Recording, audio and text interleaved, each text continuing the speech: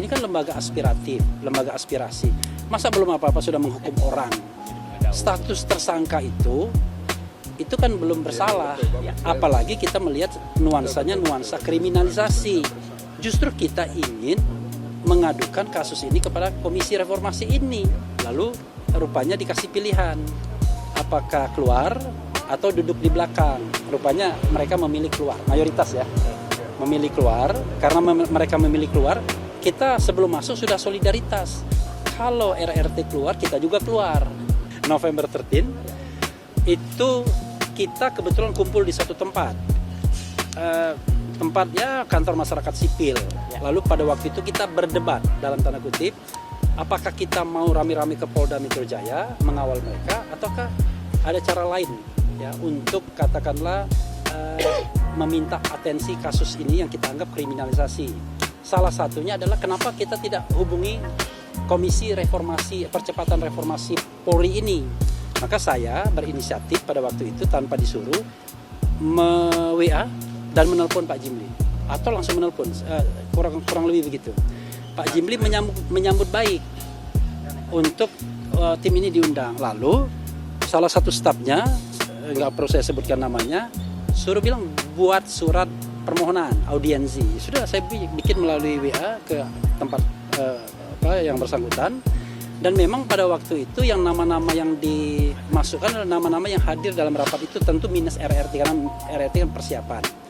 Nah, tetapi ada kata dan lain-lain. Ketika kemudian undangan itu sudah dipastikan harinya hari Rabu, hari ini, maka saya bilang sama Pak Jimli, bisa nggak RRT ikut? Karena asbabun nuzulnya kan soal kasus mereka sesungguhnya. Silakan, kan kamu yang nentukan. Ya ajak aja, yang lainnya terserah. Ya sudah, akhirnya maka RRT plus yang ada di kemarin tempat itu ya. Nah, maka kita datang ke sini. Rupanya last minute, sebenarnya malam, Pak Jimli WA saya mengatakan bahwa RRT tidak boleh masuk karena dalam status tersangka. Saya sengaja tidak kasih tahu mereka karena saya menganggap ini apa-apaan. Ini kan lembaga aspiratif, lembaga aspirasi. Masa belum apa-apa sudah menghukum orang? Status tersangka itu kan belum bersalah. Apalagi kita melihat nuansanya nuansa kriminalisasi.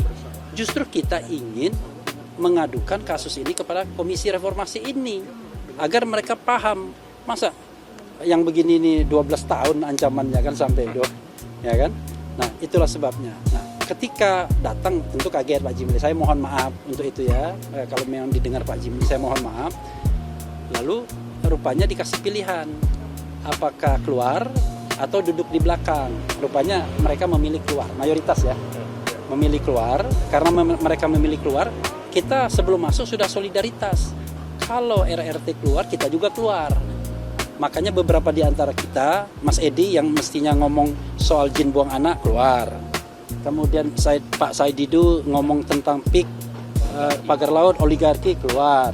Rizal Fadila yang nasibnya sama sebagai tersangka juga pasti keluar, ya kan? Kemudian siapa lagi? Pak Rajasa karena terlambat nggak tahu masalah dia. Kan? Kemudian Aziz Yanuar mestinya bicara KM 50, Habib Rizik keluar juga. Maka kemudian sudah, itulah. Gitu. Harinya apakah pada akhirnya tidak dilaksanakan karena soliditas tadi keluar atau seperti apa? Ada beberapa yang tetap bertahan, terutama yang forum Purnawirawan TNI.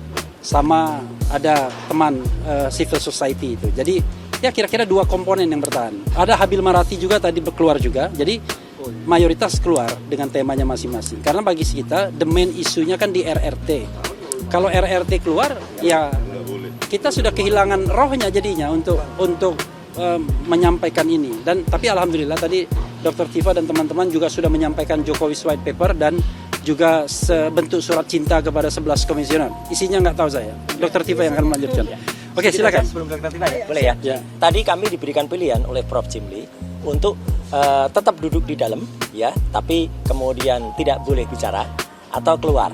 Ya. Nah, karena pilihan itu, maka kami sepakat. Tadinya saya juga bilang mau di dalam aja gimana, tapi karena teman-teman bilang keluar aja. Oke, maka kami sepakat untuk walk out. Jadi, ya, oke. Gini. Jadi alhamdulillah sesuai dengan tadi yang disampaikan oleh Mas Refli Harun ya. Jadi Mas Refli Harun menyatakan sendiri bahwa beliau bukan juru bicara ya hari ini. Bukan juga sebagai tim lawyer, tapi adalah sahabat selaku civil society yang berniat membantu kami. Siapapun yang berniat membantu kami itu adalah kami terima dengan baik ya, dan kami husnuzon saja. Kami berpraduga baik. Jadi ketika ada undangan dari Mas Refli kepada kami tim RRT yang nanti akan sambung dengan yang lain, kami senang ya, dan kami mengapresiasi itu. Jadi kehadiran kami itu tanpa kemudian mengecilkan semua tim yang ada, tanpa kemudian menafikan segala yang ada. Makanya kami datang atas nama pribadi-pribadi RRT dan atas nama Bang RH dan kemudian teman-teman lain secara pribadi dan secara pertemanan. Yang kedua yang penting adalah, betul kata Bang RH, tadi kami diberikan pilihan oleh Prof. Jimli untuk tetap duduk di dalam ya, tapi kemudian tidak boleh bicara atau keluar ya. Nah, karena pilihan itu maka kami sepakat.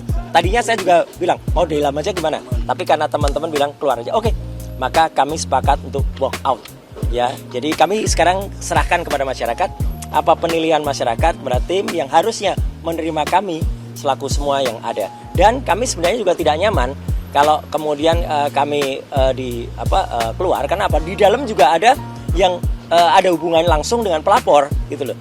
Jadi saudara lawyer yang namanya Otto Hasibuan itu ada di dalam, meskipun Otto Hasibuan itu adalah anggota tim dari informasi, tapi kan harusnya juga tahu diri bahwa dia sebenarnya adalah bagian dari tim itu. Jadi saya kira itu aja. Jadi kami keluar itu karena WO ya, kami walk out, kami memutuskan bahwa kami keluar. Kami diberi kesempatan untuk duduk di dalam. Jadi pertandingan belum dimulai. Tapi ya, kami menyatakan, kami bersikap, kami keluar. Sekian, terima kasih. Wassalamualaikum warahmatullahi wabarakatuh. Waalaikumsalam warahmatullahi wabarakatuh. Ya ini Respon dulu atau Dokter Tifa dulu? Respon dulu.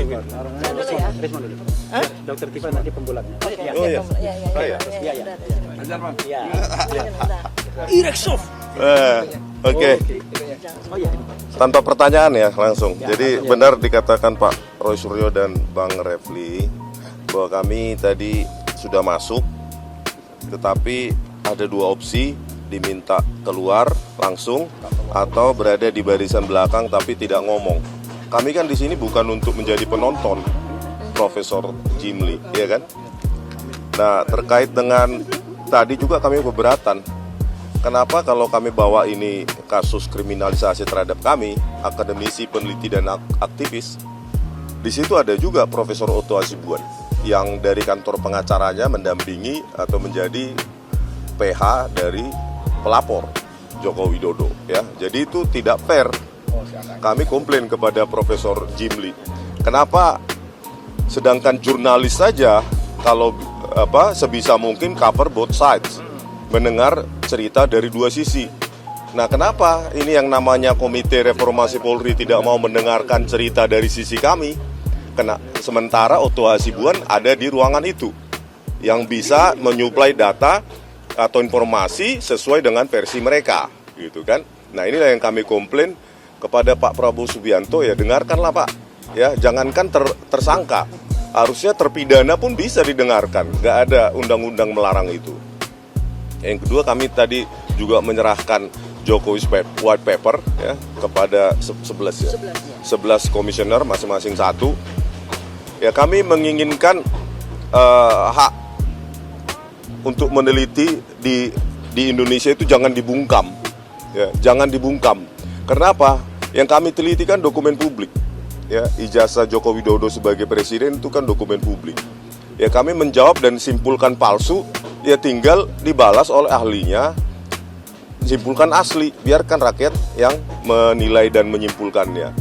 Ya, dan hal itu harusnya lebih bagus kita selesaikan di seminar ilmiah, baik nasional maupun internasional, bukan pembungkaman seperti ini hanya karena dipanggil 3 ahli IT langganan kepolisian, ya, 3 ahli langganan kepolisian langsung memutuskan bahwa kami mengedit, memanipulasi secara tidak ilmiah. Ini kan masa nasib orang ditentukan oleh 3 ahli ini, gitu loh. Kan mereka kan tidak punya otoritas untuk mengatakan kami tidak ahli, tidak kompeten, tidak ilmiah, hanya karena mereka sering dipakai oleh kepolisian. Jadi Prof. Jimli sebaiknya diadakan lagi atau diselenggarakan lagi hal seperti ini, dibuka lagi.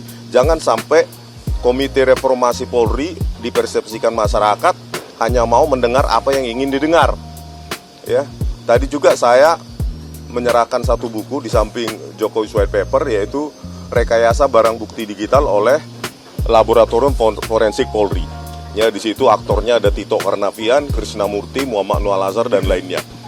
Saya katakan kepada Prof. Jimli, jangan percayai saya dan jangan percayai buku itu sebelum Bapak menyerahkannya, mengkajinya ke BRIN atau peneliti-peneliti independen di BRIN, di Mabes TNI ataupun di luar negeri gitu.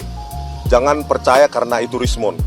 Harusnya tidak percaya dulu buku yang kami kasih, termasuk JWP dan buku rekayasa kasus kopi sianida, sebelum itu diuji oleh peneliti atau laboratorium independen. Ada kok, BRIN kita punya, Universitas Indonesia punya, ITB punya, Mabes TNI juga punya.